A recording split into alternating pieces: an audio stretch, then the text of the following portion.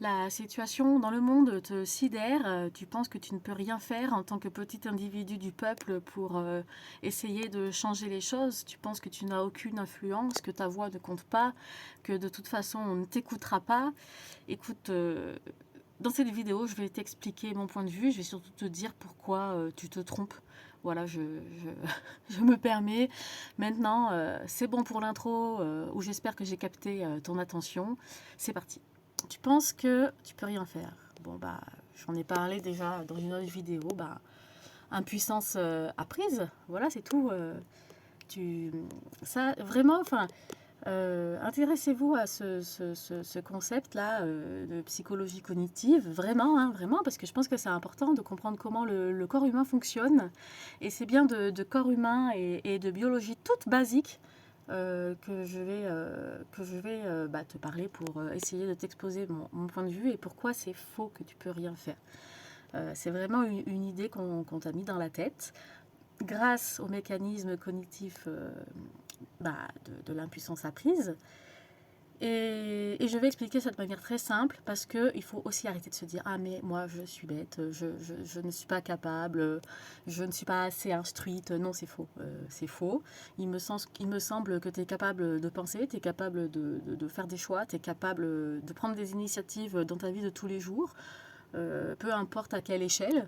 Donc en fait, non, tu es capable. Et c'est jamais trop tard pour s'intéresser aux choses, surtout quand ça nous concerne et qu'elles peuvent nous, comment dire, nous aider à être plus autonomes et souverains dans notre vie. Tu peux, à ton échelle, changer les choses, que ce soit juste autour de toi, juste pour toi, ou que ce soit à plus grande échelle, tu peux.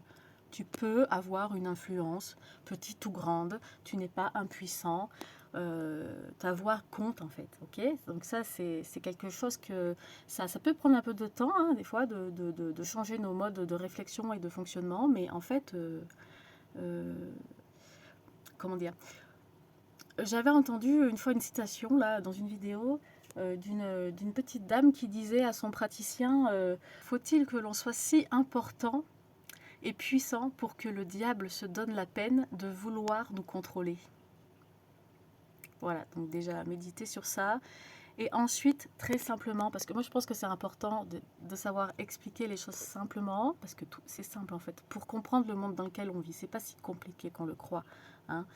Ce n'est pas réservé à des gens qui ont fait des super études ou qui ont eu du piston ou je ne sais quoi, d'accord. On est puissant à notre échelle et il est temps qu'on le reconnaisse. Bon, je vais entrer dans ma métaphore. Déjà, j'espère que vous connaissez le principe des fractales. Les fractales, je vous invite juste à regarder des petites vidéos rapides où vous voyez en fait comment une fractale se propage de l'infiniment petit à l'infiniment grand, pardon. Euh, pour autant, pour vous faire comprendre, je ne vais pas parler en termes de physique. Voilà, je vais plutôt vous parler en termes de biologie.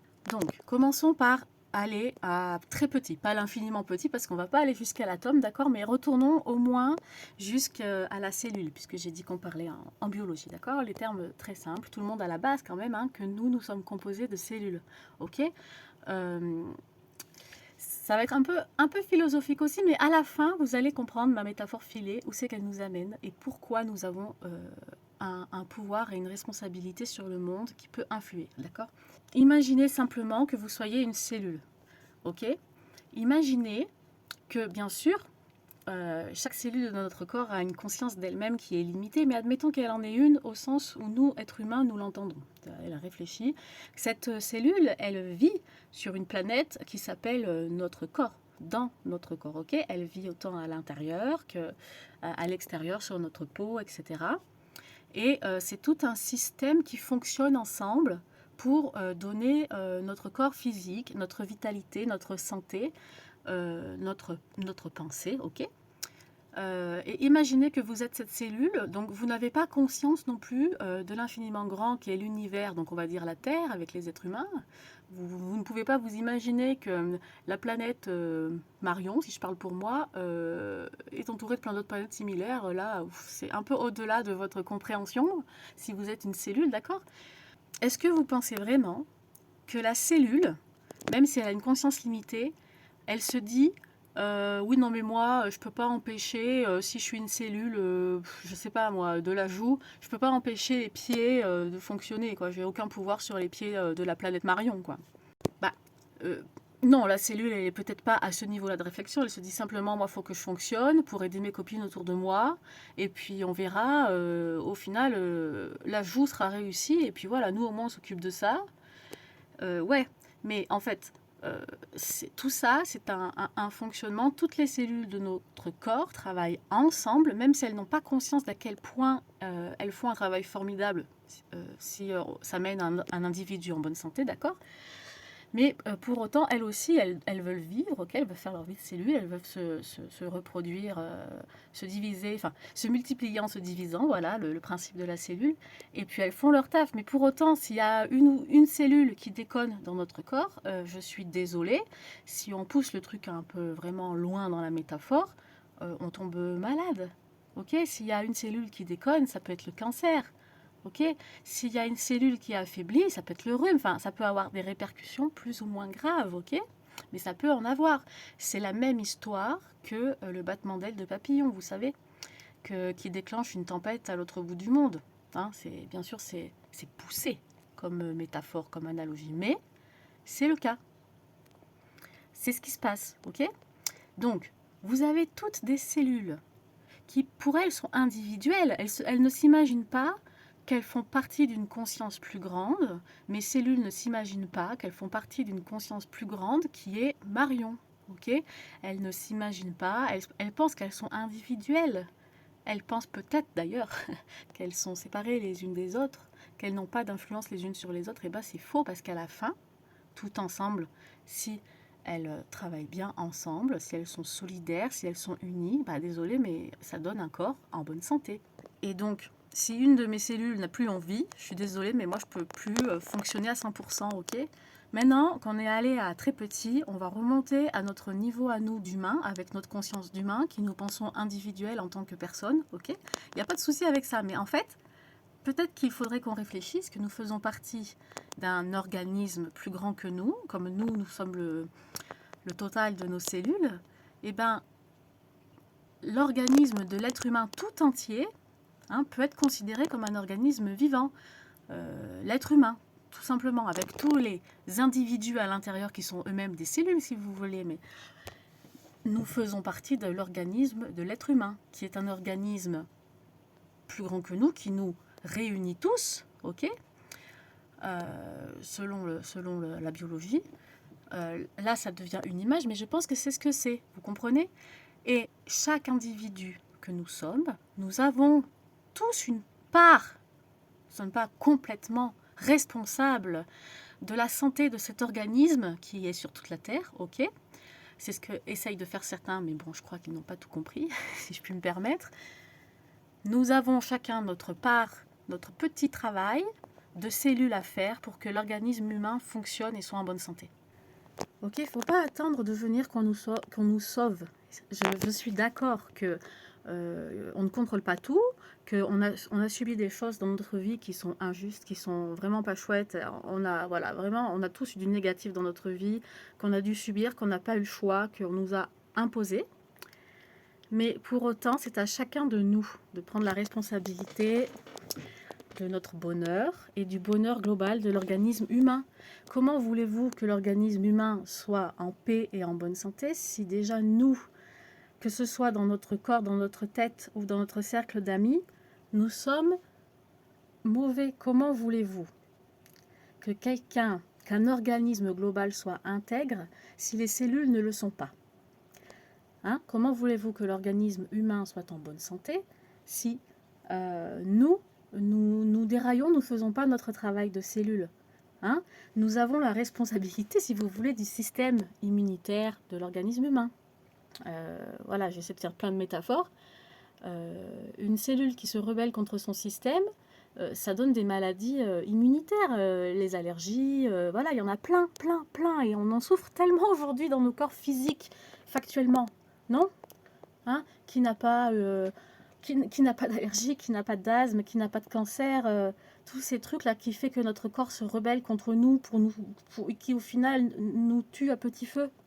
Ben, je crois qu'on peut étendre ça à l'être humain, l'organisme de l'être humain. Je me répète parce que c'est important. Je ne veux pas qu'on se méprenne et surtout je ne veux pas qu'on se dise que ça reste des métaphores. Hein, se dire ça c'est utopique, ça n'arrivera jamais. Bah oui, en fait, vous voyez, comme dans notre corps physique, il y a des cellules qui travaillent pour nous et il y a des cellules, on ne sait pas trop ce qui leur a pris, elles travaillent contre nous mais aussi contre elles, hein, parce qu'à la fin ça mène aussi à leur perte. Ok, hein, on peut dire qu'aujourd'hui, c'est malheureux toutes les guerres qui se produisent et franchement j'ai beaucoup de peine. J'ai beaucoup de peine, autant pour les personnes que pour le collectif, quoi. J'ai beaucoup de peine. Mais comment voulez-vous qu'une cellule qui prend les armes contre d'autres cellules qui au final font partie de la même chose, comment voulez-vous que ça soigne en fait, hein? Comment voulez-vous que l'on soigne? Non.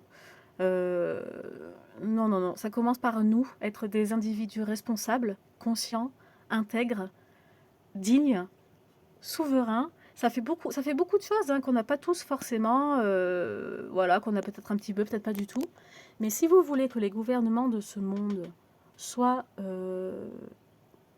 soient, soient positifs, tels que l'idée que vous vous en faites, c'est-à-dire un système juste, équitable, comment voulez-vous qu'il le soit si nous-mêmes, le peuple, ne le sommes pas? C'est super difficile, d'accord, de montrer l'exemple. C'est super difficile de travailler sur soi. C'est super difficile de reconnaître parfois ses erreurs, parfois qu'on s'est trompé, mais en fait, c'est essentiel. Si vous voulez un monde plus juste, un monde plus beau, soyez ce monde. Prenez des actions là où vous pouvez le faire. Je ne dis pas aller dans des causes humanitaires. Enfin, non. À votre échelle, faites ce que vous pouvez. C'est pas parce que vous n'êtes pas en train de sauver des gens qui sont en situation grave et urgente. C'est pas parce que vous faites pas ça que vous êtes inutile. C'est pas parce que vous faites pas ça que ça n'a pas de sens. C'est ok.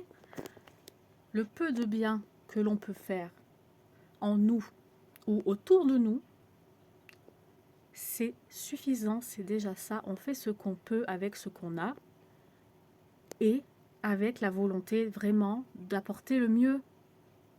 Des fois, on n'y arrive pas, mais on apprend de ses erreurs. Alors, s'il vous plaît, arrêtez de penser que vous ne pouvez rien faire. Que les gens qui dirigent ce monde sont indétrônables. Qui les a rendus indétrônables? Ben nous, parce qu'on s'est laissé persuader que on était bêtes, qu'on n'avait pas de pouvoir, que de toute façon, on ne savait pas gérer tout ça. C'est faux, s'il vous plaît. Chacun est puissant. Ça prend le temps que ça prend de s'en rendre vraiment compte et de voir factuellement, là, dans le dur, là, je tape ma table, vraiment que c'est réel, ok, mais c'est vrai. S'il vous plaît, réfléchissez-y. Et vraiment, n'hésitez pas à réagir. Je suis ouverte à la discussion, en fait. C'est aussi important qu'on s'écoute les uns les autres. Moi, je peux me tromper aussi et je peux avoir tort aussi. Sur l'entièreté du sujet, comme sur une partie du sujet aussi. Hein, ok. Donc, n'hésitons pas à discuter et voilà. Ah oui, un petit PS. Vous voyez comme la fractale se répand et s'agrandit. Le peu de bien que vous faites autour de vous nourrit une fractale de bien, ok? On peut répandre des virus mauvais comme on peut répandre des virus bons. Ça s'appelle des antidotes, d'accord? Donc, alimenter une fractale qui, au lieu de s'élargir et de se propager en mal, eh ben, se propage déjà peut-être un peu moins en mal et un peu plus en mieux. C'est de notre responsabilité à chacun de nous. Soit on se sauve tous individuellement pour qu'on sauve, allez, soyons comment on dit, ayons de l'ambition, d'accord, soyons ambitieux. On peut y arriver, dac, mais tant qu'il reste des cellules qui se rebelleront contre elles-mêmes, parce que bon, excuse-moi, une cellule qui se rebelle contre les autres, bah, au final, elle crée sa perte, hein, ok? Faisons-le, c'est vraiment possible, c'est vraiment réel. Vous n'êtes pas nul, vous ne servez pas à rien.